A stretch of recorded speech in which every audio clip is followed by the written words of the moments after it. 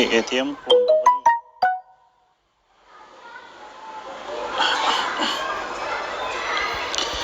friend ꯃꯌꯥꯝ ꯑꯩ ꯍꯧꯖꯤꯛꯀꯤ ATM ꯀ꯭ꯂꯣꯟ ꯇꯧꯕꯒꯤ ꯃꯇꯥꯡꯗꯣ ꯑꯗꯨ ꯑꯃꯨꯛꯀꯁꯨ ꯑꯩ ꯁꯤꯗ ꯇꯧꯔꯒ ꯍꯥꯏꯖꯔꯛꯑꯒꯦꯀꯣ ꯅꯣꯏ ꯁꯨꯃꯥꯏꯅ ꯑꯗꯨꯝ ꯒꯨꯒꯜ ꯇꯧꯔꯒ ꯄꯥꯕꯤꯒꯦꯕꯨꯗꯤ ꯌꯥꯅꯤ ꯑꯗꯣ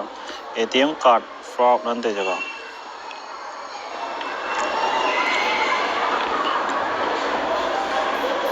ꯁꯤꯒꯤ ꯏꯀꯣꯅꯣꯃꯤꯛ ꯇꯥꯏꯝꯁꯀꯤꯁꯦ ꯄꯥꯔꯁꯦ ꯑꯣꯒꯁ 2018ꯒꯤꯅꯦ ꯑꯗꯨ ꯁꯤ ꯕꯤꯖꯤꯅꯦꯁꯀꯤ ꯄꯥꯔꯁꯨ ꯌꯥꯕꯗꯤ ꯌꯥꯏꯀꯣ ꯑꯗꯣ ꯁꯤ ꯏꯀꯣꯅꯣꯃꯤꯛ ꯇꯥꯏꯝꯁꯀꯤ ꯑꯣꯏꯅ ꯁꯨꯝ ꯌꯦꯡꯁꯤꯁꯦ ATM ꯍꯦꯔꯤꯇꯦꯖ ꯇꯣ ꯁꯤꯒꯤ ꯑꯩꯅ ꯁ꯭ꯀꯤꯃꯤꯡ ꯍꯥꯏꯕꯁꯦ ꯇꯣ ꯑꯩꯈꯣꯏꯒꯤ ꯃꯁꯤꯗ ꯇꯧꯔꯤꯁꯦ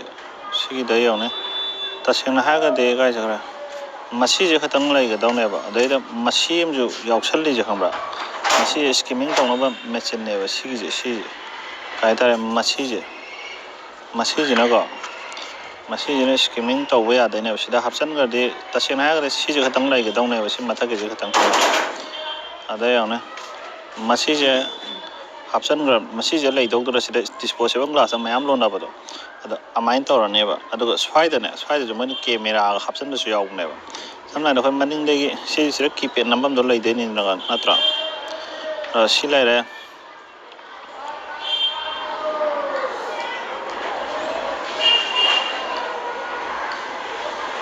ꯑꯇꯣꯞꯄ ꯖꯒꯥꯗꯒꯤ ꯃꯣꯏꯅ ꯔꯤꯃꯣꯠ ꯂꯣꯀꯦꯁꯟꯗꯒꯤ ꯋꯤꯗ꯭ꯔꯣ ꯇꯧꯈꯤꯗꯣꯏꯅꯦꯕ ꯅꯪꯒꯤ ꯀꯥꯔꯗꯁꯦ ꯁꯝꯅ ꯍꯥꯏꯔꯕꯗ ꯀꯣꯄꯤ ꯑꯣꯏꯅ ꯀ꯭ꯂꯣꯟ ꯁꯦꯝꯈ꯭ꯔꯅꯤꯗꯅꯀꯣ ꯁꯝꯅ ꯍꯥꯏꯔꯕꯗ ꯑꯩꯁꯤ ꯑꯅꯣꯞꯁꯦ ꯆꯞ ꯃꯥꯟꯅꯕ ꯃꯌꯥꯝ ꯑꯃ ꯁꯦꯝꯕ ꯌꯥꯏꯗꯅ ꯑꯗꯨꯃꯥꯏꯅ ꯅꯪ ꯀꯥꯔꯗꯇꯣ ꯀꯣꯄꯤ ꯑꯣꯏꯅ ꯁꯦꯝꯈ꯭ꯔꯅꯤ ꯑꯗꯨꯒ ꯃꯣꯏꯅ ꯄꯤꯟꯁꯨ ATM ꯁ꯭ꯀꯤꯃꯤꯡ ꯍꯥꯏꯁꯦ ꯅꯣꯏꯅ ꯁ꯭ꯀꯤꯃꯔꯁꯦ ꯍꯥꯞꯆꯤꯜꯂꯅꯦꯕ ATM is a theft of card ꯀꯣ ꯑꯩꯈꯣꯏꯒꯤ skimmer device small device skimmer ꯍꯥꯏꯗꯅ ꯂꯤꯖꯤꯇꯤꯃꯦꯠ ꯅꯪꯅ ATMꯗ ꯇ꯭ꯔꯥꯟꯁꯦꯛꯁꯟ ꯇꯧꯔꯤꯀꯥꯟꯗ ꯃꯣꯏꯅ ꯁꯣꯏꯒꯤꯟꯕ ꯃꯦꯆꯤꯟꯗꯨꯅ ꯅꯪꯒꯤ ATMꯒꯤ ꯀꯥꯔꯗꯁꯦ ꯏꯟꯐꯣꯔꯃꯦꯁꯟꯁꯦ ꯂꯣꯏꯅ ꯃꯣꯏꯅ ꯍꯨꯔꯥꯟꯈ꯭ꯔꯅꯦꯕꯀꯣ ꯃꯦꯒꯅꯦꯇꯤꯛ ꯁ꯭ꯇ꯭ꯔꯤꯞꯇ ꯑꯌꯥꯝꯕ ꯑꯣꯏꯌꯦ ꯑꯩꯈꯣꯏꯒꯤ ꯊꯥꯏꯅꯒꯤ ꯍꯧꯖꯤꯛꯀꯤ ꯆꯤꯞ ꯌꯥꯎꯕꯗꯣ ꯅꯠꯇꯕꯤꯗꯀꯣ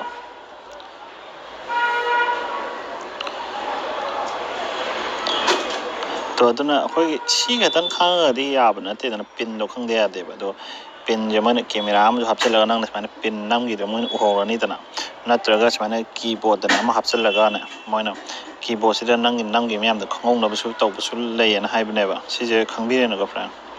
ꯑꯗꯣ ꯀꯃꯥꯏꯅ ꯑꯩꯈꯣꯏꯅ ꯁ꯭ꯀꯤꯃꯔ ꯍꯧꯖꯤꯛꯀꯤꯕ ꯃꯦꯆꯤꯟꯁꯦ ꯀꯃꯥꯏꯅ ꯂꯩꯔꯝꯃꯦꯁꯦ ꯈꯪꯅꯩꯗꯤꯀꯣ ꯁꯤꯗ ꯍꯥꯏꯁꯦ ꯍꯥꯎ ꯇꯨ ꯁ꯭ꯄꯣꯠ ꯑꯦ ꯁ꯭ꯀꯤꯃꯔꯅ ꯍꯥꯏꯁꯦ ꯌꯦꯡꯉꯨꯅꯦꯀꯣ ꯌꯥꯝꯅ ꯂꯥꯏ ꯍꯥꯏꯁꯦ ꯑꯩꯈꯣꯏꯅ ATM ꯁꯤꯖꯤꯟꯅꯗ꯭ꯔꯤꯀꯥꯟꯗ ꯃꯦꯆꯤꯟꯗꯣ ꯐꯖꯅ ꯌꯦꯡꯕꯤꯔꯣ ꯍꯥꯏꯗꯣ ꯇꯣ ꯑꯩꯈꯣꯏꯒꯤ ꯀꯥꯔꯗ ꯔꯤꯗꯔꯁꯦ ꯍꯦꯟꯅ ꯆꯥꯎꯊꯣꯛꯑꯝꯕ ꯈꯣꯠꯄ ꯁꯝꯅ ꯍꯥꯏꯔꯕꯗ ꯑꯗꯨꯝ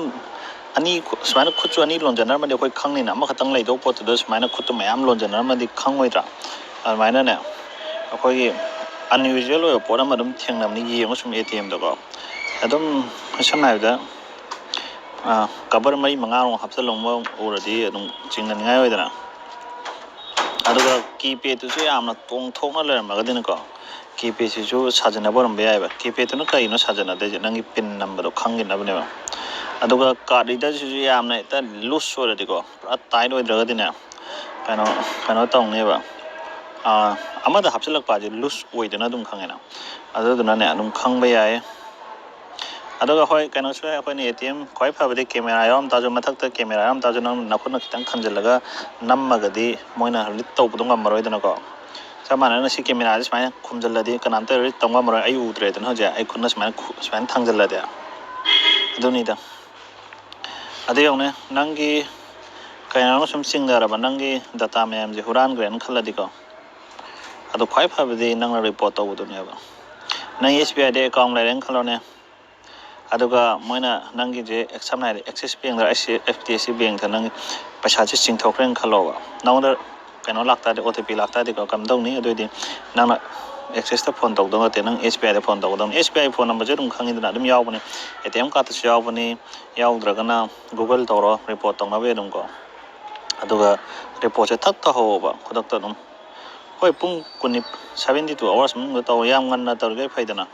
ꯈꯨꯗꯛꯇ ꯍꯦꯛꯇ ꯇꯧꯗ ꯌꯥꯗꯦ ꯂꯩꯇꯦ ꯍꯦꯛꯇ ꯄꯥꯈꯠꯀꯦ ꯑꯗꯨꯝ ꯅꯣꯡꯃ ꯅꯠꯇ꯭ꯔ ꯅꯤꯅꯤ ꯃꯅꯨꯡꯗ ꯀꯨꯏꯅ ꯇꯧꯔꯤꯈꯩꯗꯤ ꯑꯩꯈꯣꯏ ꯄꯩꯁꯥ ꯃꯥꯡꯅꯤ ꯍꯥꯏ ꯑꯗꯨ ꯐꯖꯅ ꯇꯧꯍꯧ ꯐꯩꯕ nangi paisa se mangra sune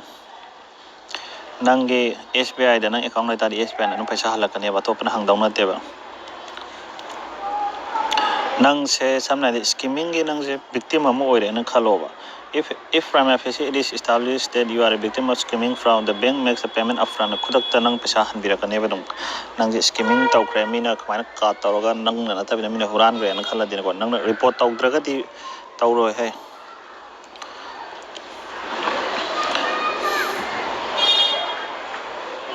adu si jule je kaino nangi account sida gina mina kana anom that transaction tawgren khalo nangi bank na su natraba ko aduga nang masana su natraba adugo unauthorized or known the kem tap setting the not nangi liability is zero haijong will be in case where the unauthorized transaction occurs in some branch where the payment lies neither with the bank nor parallel finance and customer no divide the bank within 3 working days adubu nang na numit humni manung da ko 72 hours numit humni jikano hoi numit humni manung da ne nang na report ta horaga dine nangi paisa do mang wa 72 hours na tro numit humni ja hoi adune si khangdi be yare dana ko khoi gi samna de yeng se ATM code fraud image tong yeng tu smaina ga hapsalam jore na khange na friend si ubire na si yone ai sa ko ke photo do ba si me yek na bri yone tu si ga smai hapsalam jore na cover smaina torom se na seng bagi kaino do natre dana sida yone tu sida ga hapsalam jore na si skimming machine ne mai si yong sieng bio ba smaina dum yom bio ne ba si me am je khange na ko friend camera ga hapsalam bagumba ada si ngasai do lai gre si dum nai pabi ge si ani ko do camera ga hapsalam be yaw bani ada oi atopa jong hajar ke video je kam sangram no di khangde aduga khoi pha dena ai hajene noi online daga noina yamna ne kai tare ne atopa si makhai je num pabi ge si ani ko noi english khangbi ba mi kangu de dum sainum taraga ada khoina nang account ama khak lai reng khala je ba ko salary account re nang online gum shopping to udre nangi card che nang card che pir ga hoi nangi CBB namaga OTP la ga budi transaction budi tok de ni ko ada khwai pha budi hoi OTP la budi yamna kiningai budi odi ai chun online dum tawe ba ide anu online shopping waro aduga kai tare hoi risk kharam khata chana ne account ani bu sura na traga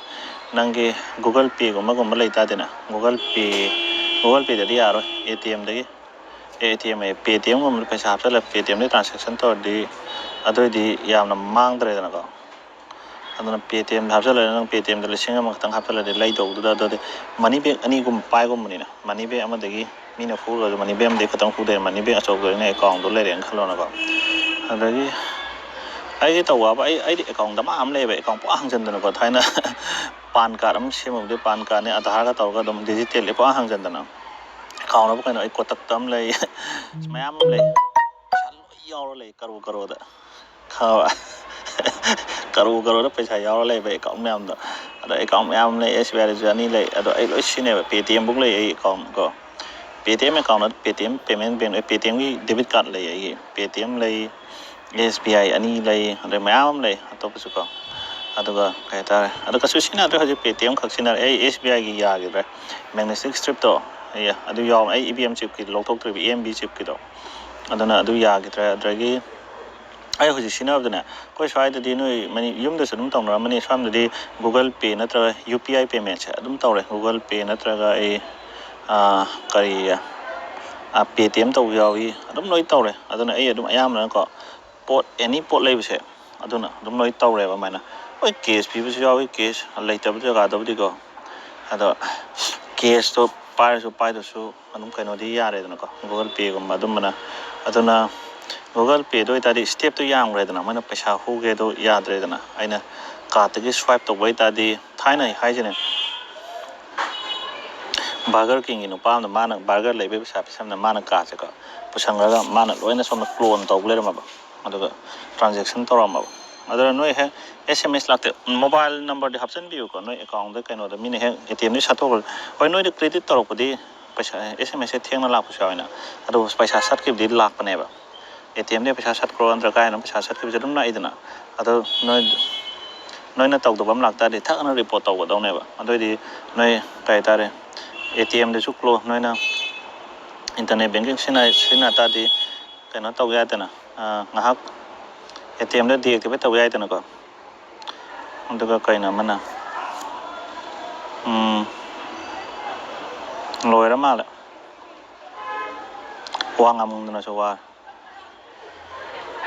ako post am da tawge kanom hai tawna kaw ung doreng ha hoy aduga noina ekana sine ba haita di ko mobile banking de